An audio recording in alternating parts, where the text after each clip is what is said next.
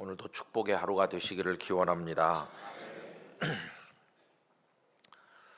영락교회 목사로 살면서 참 어려운 문제들이 많이 있습니다. 그 어려운 건 다른 게 아니고 저를 낮은 사람으로 유지하는 게 어렵습니다. 어떤 모임에 가면 사람들이 목사님 기념사진 찍어야 되는데 여기 가운데 앉으시죠. 그렇게 합니다. 제가 저희 교회에서는 담임 목사니까 제가 가운데 앉아야 다른 분들이 또 앉으시겠구나. 그래서 여러 가지 불편함을 무릅쓰고 맨 앞자리 가운데 자리에 앉곤 합니다. 그러면 저보다도 연세도 많으신 은퇴한 장로님들, 권사님들이 또 옆에 앉으시거나 뒤에 서시거나 그렇게 합니다. 근데 그게 몹시도 불편한 것이죠.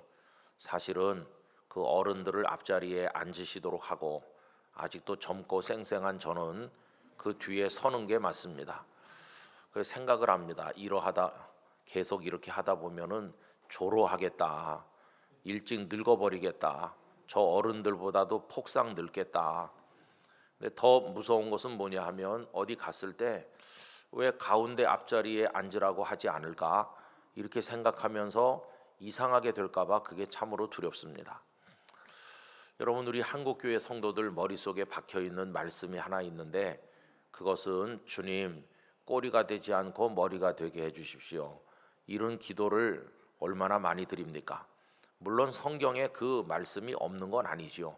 하나님께서 우리들을 축복하시는 말씀을 하면서 꼬리가 되지 않고 머리가 되게 해주겠다. 꾸는 자 되지 않고 꾸어주는 자 되게 하겠다. 그런 말씀이 없는 건 아니지만은 거기에 하도 세뇌되다 보니까 전부 다 머리만 되려고 그러지 꼬리가 되어 섬기려고 하는 사람이 없는 게 그게 문제입니다. 여러분, 우리 예수님께서는 제자들의 발을 씻기셨죠. 그 씻긴다는 행위 자체도 참 우리들의 가슴을 뭉클하게 만드는 소중한 일이지만 하필이면 발일까 생각을 해보면 우리의 마음이 더 많은 감동으로 채워지는 것을 느낍니다. 여러분, 옛날에 황영조 선수가 올림픽에서 마라톤 금메달을 따서 온 국민을 열광하게 한 적이 있었습니다. 바르셀로나 올림픽이죠. 그날 다음날 조간신문에 황영조 선수의 얼굴이 대문짝만하게 실렸습니다. 자, 그런데 제가 좀 이상하게 생각했던 건 얼굴로 달린 게 아니잖아요. 발로 달렸잖아요. 그러면 신문 일면에 황영조 선수의 발이 나와야 되는 거 아닐까요?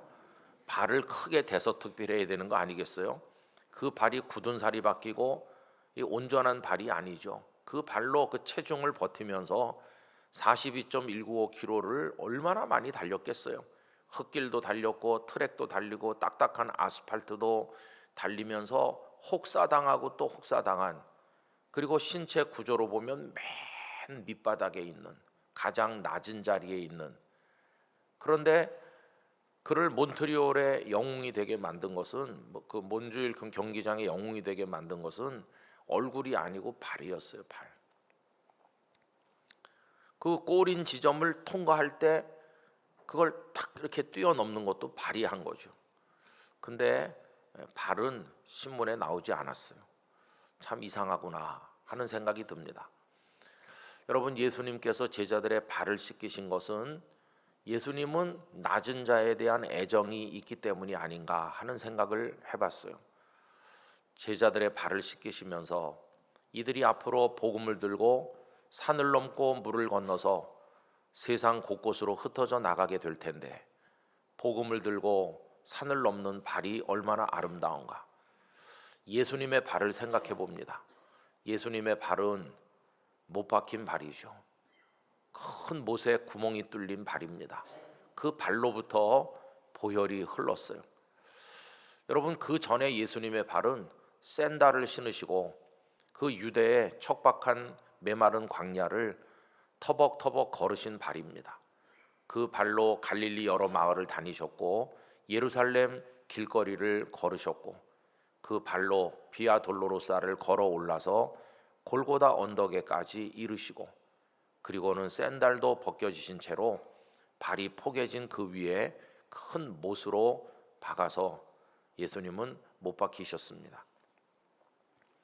저는 예수님의 발을 많이 생각해 보는데, 우리는 좋은 양말 신고 또 잘 만들어진 신발 신고 아스팔트가 깔려진 길을 걸으면서, 아니면은 이 예배당에 들어왔을 때도 이렇게 잘 깔린 바닥에 카펫이 깔린 곳에 구두를 신고 편안하게 걷고 있지 않습니까?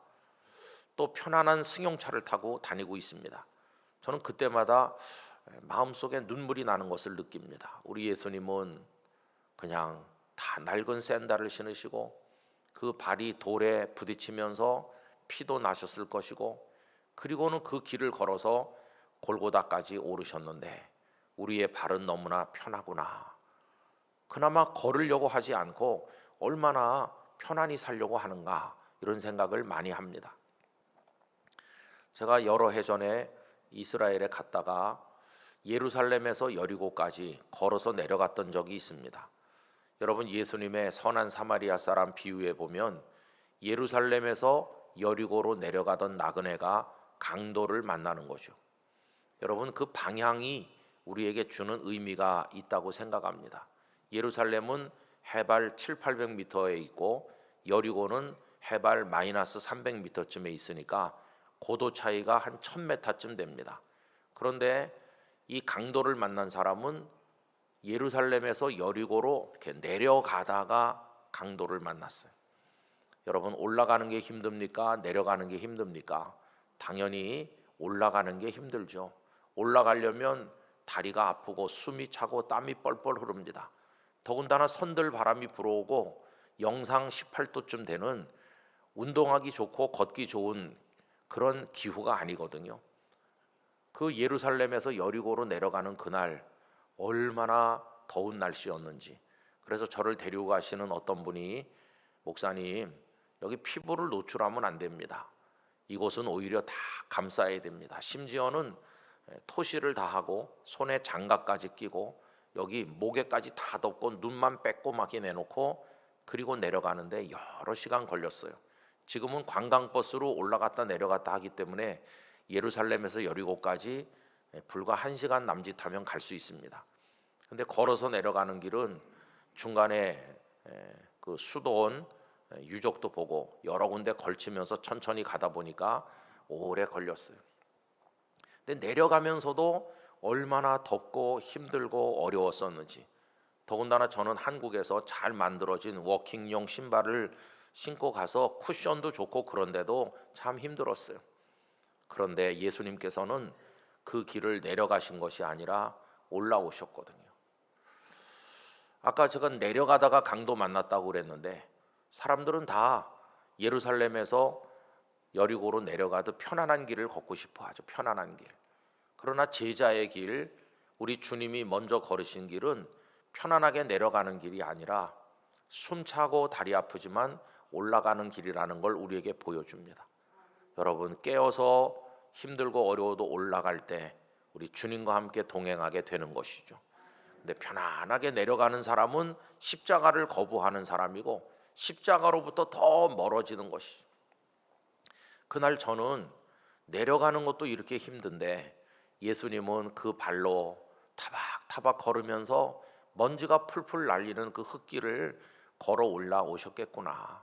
그 목적이 우리를 위해서 십자가에 달리고자 하는 그 목적으로 예루살렘의 왕관이 기다리고 있는 게 아니라 죽음의 고난이 기다리고 있는데 그걸 위해서 올라오셨구나. 얼마나 우리는 편안한 신앙생활을 하는가, 이런 생각을 많이 했었습니다. 여러분, 그게 예수님의 발이죠. 예수님께서는 당신의 발로 받으신 고난을 생각하면서 제자들이 앞으로 이 발로 받을 고난을 생각하면서 이들이 복음을 들고 그 로마 제국 곳곳으로 흩어져 가고 언젠가는 그 발로 죽음에 이르게 될 걸 생각하면서 대야의 물을 떠다가 그 발을 어루만지신 게 아닐까요? 베드로야, 요한아, 너희들의 이 발이 얼마나 복음을 온 세상에 알리는데 고귀하게 쓰여질 발인지 내가 너희들의 발을 사랑한다. 이 발을 내가 만져주겠다. 이 발을 씻겨주겠다. 이렇게 해서 예수님은 발을 씻기셨어요. 여러분, 만약에 예수님께서 베드로의 얼굴을 씻겨 주시는 거라면 베드로가 앉아 있으면 예수님은 서서 씻겨 주실 수도 있었을 것 같아요. 그런데 발을 씻기려니까 발이 제일 밑에 있다 보니까 예수님은 낮은 자리로 쪼그려 앉으신 거죠. 쪼그려 앉으셔서 발을 씻겨 주신 거예요. 여러분, 이렇게 해서 예수님은 낮은 자의 자리, 낮아짐의 의미, 그런 것들을 제자들에게 알려주신 거죠. 제가 영락교회 온 다음에 이렇게 하고 있습니다. 장로님 그리고 안수 집사님이 임직을 받기 전날 우리들은 영락 수련원에 올라가곤 했습니다. 영락 수련원에 올라가면 장로님이 한 10여 명 안팎, 그리고 안수 집사님이 한 20명씩 매년 임직을 하는데, 그러면 제가 1시간 예배를 드리고 그리고 대야의 물을 떠다가 그분들 발을 다 씻겨줍니다. 그분들은 의자에 앉아 계시고 저는 바닥에 쪼그리고 앉아서 한 30몇 명쯤 되는 그분들의 발을 천천히 씻겨드리는 거죠. 시간이 오래 걸리죠. 다른 분들은 다 자기 차례가 오길 기다리면서 기도하면서 기다립니다. 그리고 제가 집사님, 이제 내일이면 장로가 되는데 오늘 집사로 불릴 때 하나님 앞에 회개할 일이 있으면 회개하고, 준비가 안 된 것이 있으면 눈물로 기도하고, 장로로 살아간다는 게 어떤 것인지 하나님 앞에서 결단하고, 오늘 여기 이르기까지 지난 세월에 베푸신 하나님의 은혜 감사하고, 또 해결되지 않은 영적 숙제가 있다면 오늘 다 하나님 앞에서 해결하고, 또 가족들이 사랑으로 하나가 되어서 하나님의 교회를 받드는 주의 종이 되어야 됩니다. 그러면서 제가 짧은 시간이지만 그분을 옆에서 지켜보면서 느꼈던, 그분에게 해드리고 싶었던 말씀, 정상적인 상황에서는 꺼내기 어려운 얘기도 제가 그분들에게 다른 사람은 들리지 않을 크기로, 우리 둘이 가까이 있으니까 얼굴을 마주대고 발을 씻기는 동안에 말씀을 드립니다. 그러면은 다 남자분들인데 어떤 분들은 막 주체하지 못하는 눈물을 흘리는 분도 있어요. 어떤 감동이 돼서, 그래서 하나님 앞에 충성하겠노라 이렇게 다짐하시면서 일어나는 거죠. 여러분, 예수님은 그렇게 해서 그 발, 가장 낮은 자리에 있는 발을 사랑해 주신 것입니다. 근데 아까도 말씀드린 것처럼 우리 한국 교회는 낮은 것에 대한 사랑이 별로 없어요. 하도 꼴이 되지 않고 머리 되는 거에 대한 환상을 많이 가지고 있다 보니까 다 높아지기를 원합니다. 사진 찍으면 앞자리 가운데 당연히 내가 앉아야 된다, 이렇게 생각하는 거죠. 사실 두려운 게 그거예요. 그게 그냥 몸에 뵐까봐, 당연히 거기가 내 자리지 이렇게 될까봐, 저의 영혼이 그렇게 굳어지고 교만해질까봐 영락교회 목사가 된 이후에 굉장히 경계하고, 그렇게 굳어지지 않기 위해서 하나님 앞에 기도하고 있습니다. 제가 성도들에게도 그런 기도를 부탁드렸어요. 만약에 그걸 지키지 못한다면 영락교회 목사로 살다가 망하는 거 아닌가 두려운 생각이 들기도 해요. 저는 오늘 거꾸로 보면 바로 보인다는 이 주제의 두 번째 시간에 여러분들에게 드리고 싶은 말씀은, 여러분 모두가 다 높아지기를 원하고 그게 어떤 신앙의 목표점 같이 됐고, 그래서 교회가 부흥하고 성장하고 그리고 또 뭐 좀 되는 것 같으면 다 이렇게 위만 바라보면서 높은 자리만 바라보는데, 그게 한국 교회에서는 복 받은 사람으로 해석되잖아요. 그게 복을 받은 거라고 다 얘기해요. 근데 여러분, 그게 과연 복을 받은 것일까요? 아니면 망하는 길에 더 가까워진 것일까요? 저는 진정으로 복을 받은 사람은 가면 갈수록 아래로 내려가야 된다고 믿습니다. 아래로 내려가는 사람이 진정으로 복을 받은 사람이라고 믿습니다. 이게 거꾸로 보기를 하는 것입니다. 여러분, 앞으로 하나님 앞에 기도를 드리실 때 더 내려가기를 위한 기도를 빼놓지 않으시기를 바랍니다. 여러분들이 더 내려갈수록 성공하는 것입니다. 더 내려갈수록 예수님과 가까워지는 것입니다. 예수님께서 가장 낮은 자리에 내려가셨던 분이기 때문에 우리도 가장 낮은 자리로 내려가면 예수님께서 야, 너 나를 좀 닮기 시작했구나, 이렇게 기뻐하실 것입니다. 제자들의 문제가 뭐였나요? 예수님은 십자가에 달리시기 위해서 가시는 길인데 제자들은 길에서 자기들끼리 다투었습니다.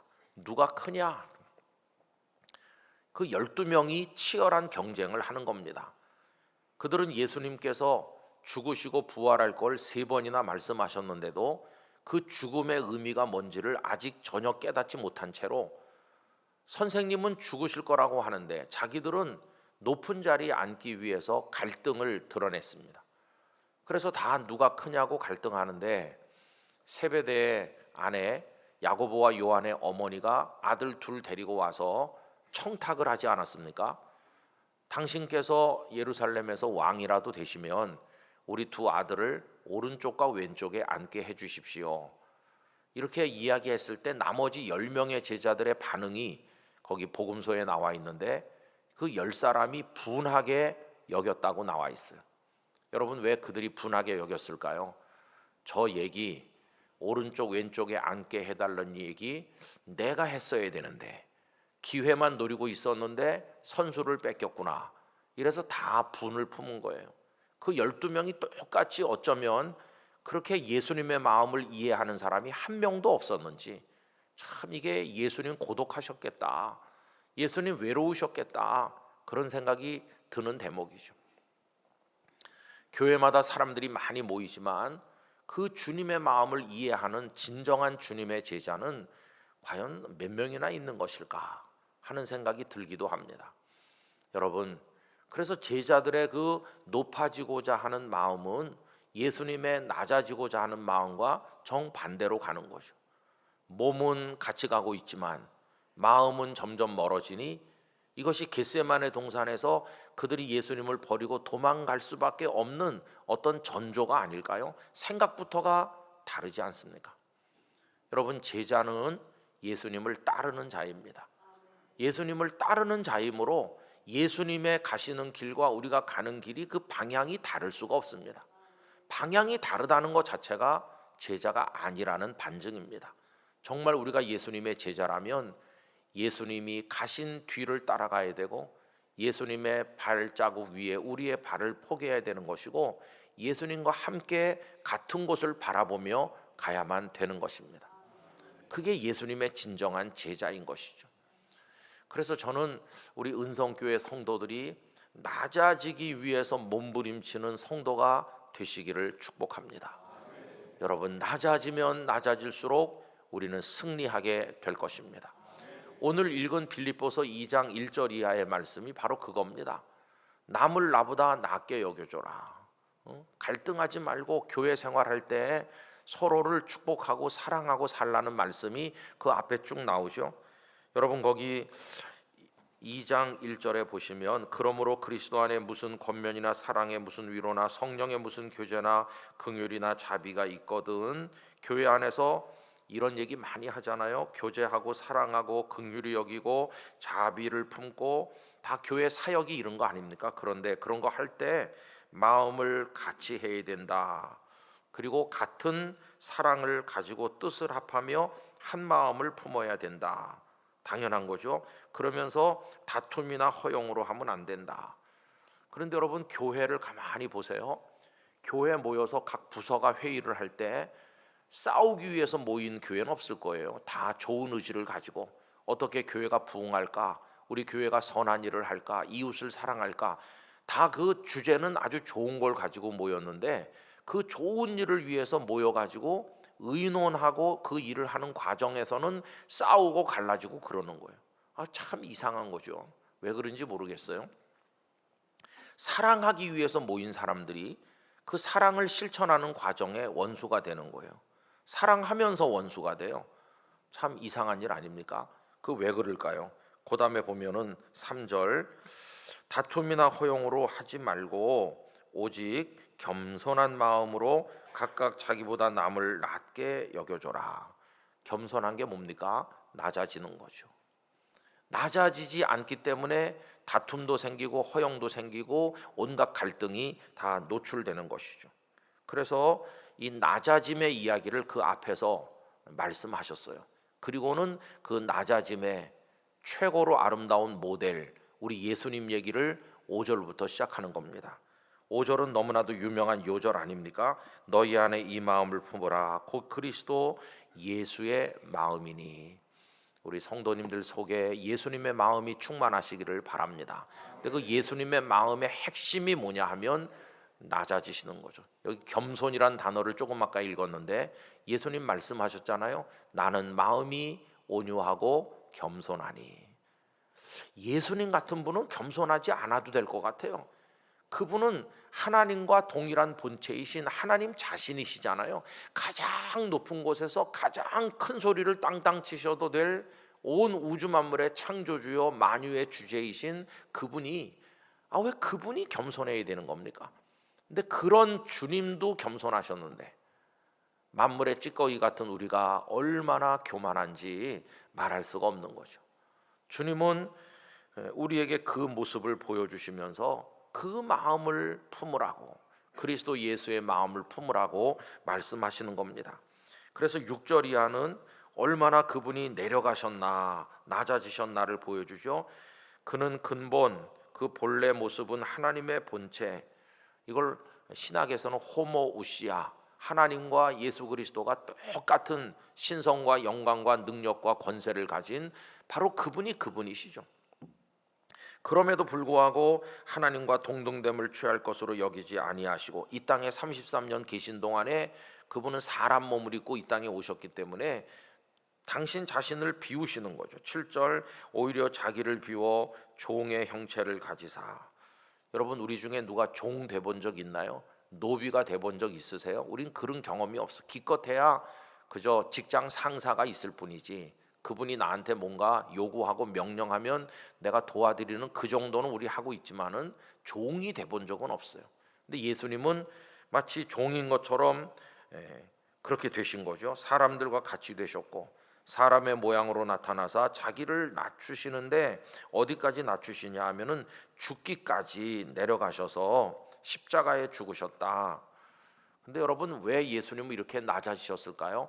거기 핵심 단어가 뭐냐 하면 복종입니다. 복종. 거기 죽기까지 복종하셨으니. 여러분 예수님께서 낮아지신 목적이 뭐냐? 복종하기 위해서입니다. 여러분 복종은 누가 하는 겁니까? 높은 사람이 하나요? 낮은 사람이 하나요? 낮은 사람이 하는 게 복종입니다. 하나님은 우리가 복종하기를 원하시거든요. 복종. 근데 예수님께서 십자가에 죽는 복종을 하셨어요. 겟세마네 동산에서 이 잔이 내게서 지나가게 해주십시오라고 기도하신 예수님은 곧바로 이어서 나의 원대로 하지 마시고 아버지의 원대로 되기를 원합니다. 아버지께 복종하셨어요. 그래서 낮아지신 겁니다. 복종하기 위해서. 그런데 만왕의 왕이 되시고 만주의 주가 되실 뿐만 아니라 죄와 허물로 이미 죽었던 저 구렁텅이에 떨어진 우리를 죄와 사망의 권세에서 사탄의 손에서 건져 구원하시는 가장 위대하고 놀라운 생명의 기적은 언제 이루어진 겁니까? 그분이 복종하실 때 이루어진 것입니다. 여러분 모든 위대한 일은 복종이 이루어질 때 그 열매가 나타나는 거예요. 복종하는 사람이 없으면 아무 일도 안 됩니다. 아무 일도. 예를 들면 지금 집안이 엉망진창으로 흐트러져 있는데 아주 귀한 손님이 오신다는 연락을 받았어요. 그럼 집안 식구들끼리 막 빨리 좀 치우자, 청소를 하자 이렇게 하는데 아무도 복종하지 않는다고 해보세요. 엄마가 가정주부가 하는 거지. 애들은 그렇게 하면서 엄마에게 다 떠밀고 엄마는 아니 네가 좀 도와줘야 되는 거지. 어린 게 말이 많아. 이렇게 갈등하면 아무것도 되지 않아요.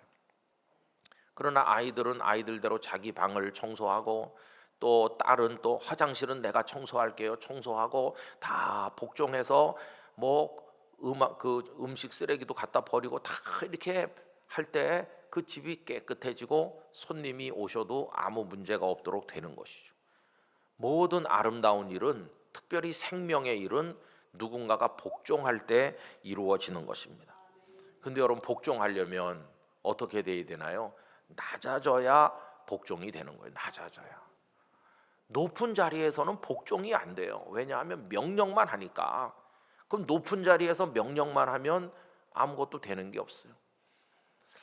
여러분, 우리 담임 목사와 부목사들 사이에 이런 웃지 못할 마음 아프지만 참 이상한 농담이 있어요. 우리 부목사님들은, 대한민국 부목사님들은 만능, 거의 전능의 수준에 가깝다. 담임 목사님이 명령하면 뭐든지 다 해내는 게 한국의 부목사님들이다. 그래서 담임 목사님이 목사님 그래서 예, 코끼리를 냉장고에 넣어요. 그러면은 못한다 그러면 그날로 교회를 떠나야 되니까 알겠습니다. 그러면서 코끼리를 냉장고에 넣는 거예요. 정말 전능하죠, 그죠? 그럼 코끼리를 어떻게 냉장고에 넣냐? 최근에 그 얘기를 작가가 들었는지 김사부 거기 나오더라고. 그 얘기가 코끼리를 냉장고에 어떻게 넣냐? 첫째, 냉장고 문을 연다. 둘째, 코끼리를 넣는다. 셋째, 문 닫는다. 이렇게 말하더라고. 근데 여러분, 하나의 교회가 이렇게 지탱돼 나가려면 진짜 부교육자들께서 정말 수고하고 헌신하고, 말도 안 되는 그 성도들의 요구나 담임 목사님의 요구가 있지만은 다 그저 따라주는 거예요. 그럴 때 그 교회가 이렇게 움직여 나가는 거죠. 복종이라고 하는 게 얼마나 중요한 가치인지. 12절 우리가 읽지 않았지만 한번 내려와 보세요. 그 위에서 예수님의 복종을 얘기하신 오늘 본문은 12절에 이렇게 이어집니다. 그러므로 나의 사랑하는 자들아. 여기 우리 성경에 그러므로라고 하는 접속사가 있잖아요. 그 앞에서 예수님께서 어떻게 낮아지셔서 복종하셨는가를 얘기한 다음에 그러므로 이렇게 합니다. 이건 뭐냐 하면은 예수님도 복종하셔서 십자가에 죽으시고 우리를 구원하시고 만왕의 왕 만주의 주가 되셨으니 그러므로 너희도 그렇게 하라는 거예요. 그게 12절이죠. 12절 다 같이 읽어봅시다. 그러므로 나의 사랑하는 자들아, 너희가 나 있을 때뿐 아니라 더욱 지금 나 없을 때에도 항상 복종하여 두렵고 떨림으로 너희 구원을 이루라. 할렐루야. 여기도 복종이라는 단어가 나오죠. 그 앞에 나왔던 예수님의 복종과 12절에 나오는 우리를 향한 복종의 명령, 그 복종이 헬라어로 똑같은 단어예요. 똑같은 단어를 쓰고 있어요. 그래서 우리도 복종해야 되는 거죠. 복종하려면, 복종해야 기적이 일어나는 건데 복종하려면 낮아져야 되는 거예요. 여러분, 예수님은 복종하신 결과 어떻게 됐습니까? 9절 위로 올라가 보시면 이러므로 하나님이 그를 지극히 높여 모든 이름 위에 뛰어난 이름을 주사 하늘에 있는 자들과 땅에 있는 자들과 땅 아래에 있는 자들로 모든 무릎을 예수의 이름에 꿇게 하시고 모든 입으로 예수 그리스도를 주라 시인하여 하나님 아버지께 영광을 돌리게 하셨느니라. 가장 높은 자리로 승귀 올라가셨어요. 가장 높은 자리로 올라가셔서 만왕의 왕 만주의 주가 되셨는데, 그렇게 되신 그 이전 과정이 뭐냐 하면 가장 낮은 자리로 낮추셨고 거기서 복종하셔서 그렇게 하신 결과 만왕의 왕이 되고 만주의 주가 되신 거예요. 근데 우리들은요, 이렇게 내려가서 복종함으로 그 다음에 주께서 높여주시는 이 과정을 생략한 채 예수 믿는 첫날부터 계속 올라만 가려고 하니까, 그걸 축복이라고 생각하니까 우리가 병든 신앙을 가진 것이. 여러분, 어떤 분이 내가 예수님을 믿고 큰 복을 받았어요. 예수 믿자마자 그 주간부터 대박이 터졌어요. 그래서 내가 이렇게 됐고요. 내가 건강해졌고요. 그래서 내가 지금 계속 올라가는 중이에요. 누가 이런 간증하걸랑 그 사람 너무 믿지 마시기 바랍니다. 왜냐하면 밑바닥에 낮아져 보지 않은 사람은 아직 멀었어요. 그 진짜가 아니에요. 그 사람은 이렇게 올라간다고 자랑하다가 그 사람 언젠가 한번 꺾이면 하나님 없다고 말할 사람이에요. 진짜가 아니에요. 사도 바울 같은 분들은 얼마나 내려가고 얻어맞고 감옥에 갇히고 40의 감한매를 5번이나 맞고 파선하고 굶고 산적들을 만나고 그런 많은 밑바닥 고통을 겪었어요. 그렇기 때문에 그분들은 다듬어져서 정금 같은 믿음을 가진 것이 진짜가 되는 것이. 지금 한국교회 성도가 1000만이니 800만이니 이렇게 말하지만 저는 그 중에 진짜 밑바닥을 경험해 본 사람이 몇 명 될까? 예수님의 낮아지심이 뭔지를 조금이라도 아는 진정한 제자는 그 중에 몇 명 있을까? 참 우려될 때가 많아요. 여러분, 얼마나 우리가 허약한 체질이냐 하면, 아이, 집사님 왜 지난주에 교회 안 왔어요? 약간 몸살기가 있어서요. 약간 몸살기만 있어도 안 와. 무슨 암 정도 수술해가지고 안 온다면 이해가 가요. 근데 약간 몸살기가 있어서 안 온대. 약간 두통이 있어도 안 오고, 발가락에 무좀만 생겨도 안 오고, 약간 뭐 이상하면 안 오는 거예요. 야, 이래가지고 무슨 주님의 뒤를 따라갈 수 있을까? 우리 너무 허약한 사람만 많이 양산해 나왔어요. 여러분, 사람 많이 모은다고 부흥이 아닙니다. 진짜 부흥은 주님 옆에 낮은 자리에 내려갈 수 있는 사람, 내려가 있는 사람, 거기서 어떤 고난이 있어도 복종할 수 있는 사람, 예수님 앞에 아멘 할 수 있는 사람, 그 사람이 진짜입니다. 진짜. 그래서 여러분, 우리 공동묘지 생각하죠. 경기에 상관없이, 기후와 여건에 상관없이 매일같이 새 가족이 등록하는 부흥되는 곳은 공동묘지입니다. 공동묘지는 뭐 그냥 계속 부흥해요. 남녀노소 할 것 없이 새 가족이 매일같이 등록하고 있어요. 그런데 공동묘지를 부흥이라고 말하는 사람은 없잖아요. 그건 아무 움직임도 없는 곳이니까. 거긴 기적도 없고 아무것도 없는 마지막 종점이잖아요. 그런 사람 많이 모아다 놓는다고 그게 교회 부흥이 아니에요. 숫자만 많아진다고 부흥이 아니에요. 우리 주보에 통계를 많이 내고 그랬는데, 하나님이 보시는 통계는 따로 있을 거예요. 그래, 니네 지난 주일날 100명 모였냐? 우리는 주보에 100명 이렇게 쓰지만 하나님께서는 너희 교회 지난 주일 2명밖에 안 왔다. 나를 진정으로 사랑하고 진심 어린 영과 진리의 예배를 드린, 내가 가는 길을 끝까지 따를 사람은 100명 중에 2명이었다. 2명. 뜻밖에도 그 2명이 누군지를 아니?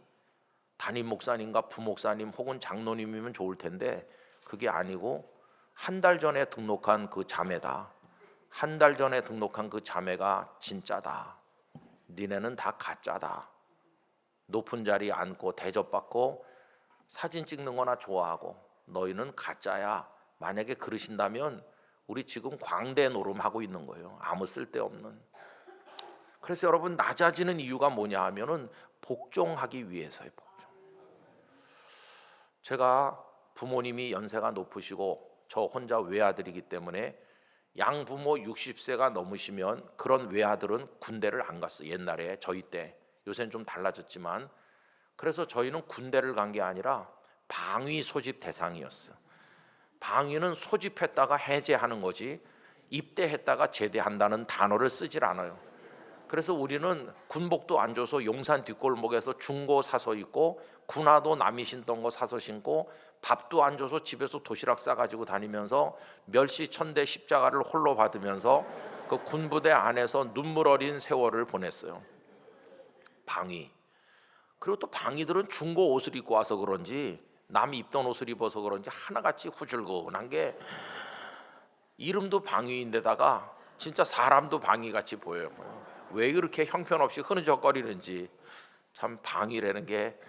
근데 방위가요, 제가 이제 공군사관학교에서 근무했는데 거기 막 장성들도 있고 그냥 뭐 교수님들은 다 영관급 장교들이고, 그리고 일반 사병들도 있고 공군사관학교 생도들 쫙 빠진 늠름한 생도들이 많이 있는, 우리는 후줄근한 방인데 진짜 거기 가서 보면은 왜 방위가 방위라고 하는지 알 수 있어요. 근데 저는 그 방위로 있었던 그 얼마 동안을 제 인생의 특별한 경험으로 생각하고 있습니다. 가장 밑바닥에 내려갔잖아요. 딱 들어가니까 그 많은 사람 중에 저보다 낮은 사람이 없어요. 어떤 공동체에서 제일 낮은 자리에 있어 보지 않으면 그걸 모르는 거예요. 근데 여러분, 기적은, 위대한 일은 다 낮은 곳에서 시작되는 겁니다. 왜 하나님께서는 야곱의 11번째 아들 요셉, 하나님 그렇게 사랑하는 요셉을 그 밑바닥 노예로 던지고 감옥에까지 던졌을까? 왜 그를 확 끌어내려서 채색 옷 입고 호강하던 그를 저 밑바닥에 집어 던지셨을까? 그 13년의 고통의 의미가 뭘까? 여러분, 그가 밑바닥에 내려가서 남 섬기는 법을 배우는 거예요. 노예로 살면서 남을 섬기고 죄수로 살면서 술 맡은 관원, 떡 맡은 관원을 섬기고 다른 사람을 위해 걱정하는 사람으로 바뀌었어요. 이 백성들이 굶어 죽으면 어떡할까? 흉년에 먹여 살려야 될 텐데 그런 마음이 생겼어요. 남을 섬기는 훈련이 됐어요. 그랬더니 하나님께서 이제 너 총리해도 되겠다 그러면서 30살에 그를 다시 높여주셨어요. 그러나 그는 교만한 총리가 된 게 아니라 백성들 아래서 무서운 7년 흉년 동안에 백성들이 굶어 죽지 않도록 그들을 섬겼고, 심지어는 자기를 노예로 팔아버린 형님과 형님의 가족들까지도 다 섬기는 사람이 됐어요. 여러분, 지금 한국교회는 지나간 수십 년 동안 이 강단으로부터 자꾸 높아지라고 말해왔어요. 높아지라고. 우리 교회 학교에서도 얘들아 너희는 반장이 돼야 된다, 얘들아 너희는 1등을 해야 된다, 하나님 영광을 나타내려면 다 1등 해야 되는 거야, 공부를 열심히 해라, 이런 식으로 가르치다 보니까 욕심이 그냥 얼마나 많아졌는지. 그게 하나님의 복인 줄 알고 큰 애들은 남에게 자기 자리를 내주고 내가 먹을 걸 잘라서 나눠주고 남을 섬겨주고 하나님의 뜻을 위해서는 나를 희생하고 뒤로 물러가고 무대 아래로 내려오는 그런 걸 모르는 거예요. 그런 걸 모르는 사람들끼리 교회 장로님이 되고 권사님이 되고 그러면 다 머리만 되려고 하니까 아무도 발이 되는 사람이 없잖아요. 여러분, 은성교회 안에 일도 가만히 보시면 그 일을 하면 남에게 박수 받는 일이 있는가 하면 아무리 해도 아무도 알아주지 않는 일이 있어요. 아무도 알아주지 않는 일이 발 씻는 일입니다. 여러분, 아무도 알아주지 않는 일을 많이 하시면 주님이 알아주실 겁니다. 그런 봉사자와 섬김이들이 되시기를 바라는 것입니다. 여러분들이 어디 가서 누굴 만나셨을 때 나 예수 믿어요 그러면서 자기가 얼마나 예수 믿고 높은 자리에 성공했나를 늘어놓는 사람 보시면 가까이 지내지 마시기 바랍니다. 그저 인간적 교제를 하는 거지 영적 교제를 할 사람은 아닌 것이에요. 그분이 얼마나 바닥을 경험했는지, 그 낮아짐 속에서 성숙했는지, 얼마나 거기서 복종했는지, 그래서 가장 낮은 자리에서 하나님의 기적을 경험했는지, 그의 영혼이 깊은 사람이에요. 물이 깊은 사람이에요. 그런 사람들은 요란한 소리를 내지 않아요. 물 흐르는 소리가 어디서 요란하게 들립니까? 흐르는 물의 양도 많지 않으면서 소리만 요란한 게 시골 계곡물입니다. 시골 계곡물은 물 흐르는 소리가 요란해요. 그러나 흐르는 물의 양은 많지 않아요. 그러나 저 한강 같은 큰 강은 별로 소리가 들리지 않지만 어마어마한 물을 흘려보내고 있는 거 아니겠습니까? 여러분, 소리 없지만 하나님의 일에 큰 역할을 감당하는 사람들이 있고 별것도 아닌 걸 하면서 소리가 요란한 사람들이 있어요. 하나님은 우리에게 뭘 원하시는지 여러분 잘 생각해 보시면서 높음이 아니라 낮음이라고 하는 오늘 아침에 이 주제를 여러분의 마음에 새기시기를 바라는 것입니다. 그래서 누가 나를 업수히 여기고 낮게 취급한다고 이렇게 화를 내지 마시고, 오 주님, 주님을 닮을 기회를 주신 것을 감사합니다. 제가 기꺼이 복종하겠습니다. 어떤 모임에 갔더니 내가 충분히 중요한 일을 할 수 있는 능력이 있지만 그쪽 사람들이 나를 우습게 여기면서 허드렛 일 같은 거나 하라고 맡기면 팩 던져버리고 나오지 마시고, 주님의 마음을 이해할 수 있는 자리에 있게 해주셔서 감사합니다. 그렇게 하는 거예요. 그렇게 하면 내 안에 고이는 하나님의 은혜가 점점 풍성해지는 거예요. 그게 기쁨이 되는 것이에요. 그게 진짜 주님의 뒤를 따르는 제자의 길이 될 줄로 믿습니다. 오늘 하루도 그런 마음으로 사시고 오늘 저녁 7시 30분에 또 이 자리에서 만나서 또 하나의 주제를 우리가 나누기를 간절히 기원합니다. 기도하겠습니다. 존귀하신 아버지 하나님, 감사합니다. 다 높아지려고만 하고 머리만 되려고 했는데 우리 주님은 낮아지심의 새로운 시선을 우리에게 주셨습니다. 우리 자리를 바꾸게 하여 주옵소서. 낮아질 줄 알게 하여 주시옵소서. 거기서 예수님을 따라가는 제자가 되게 하여 주시옵소서. 복종할 때 일어나는 기적을 경험하게 하여 주시옵소서. 예수님의 이름으로 기도하옵나이다. 아멘.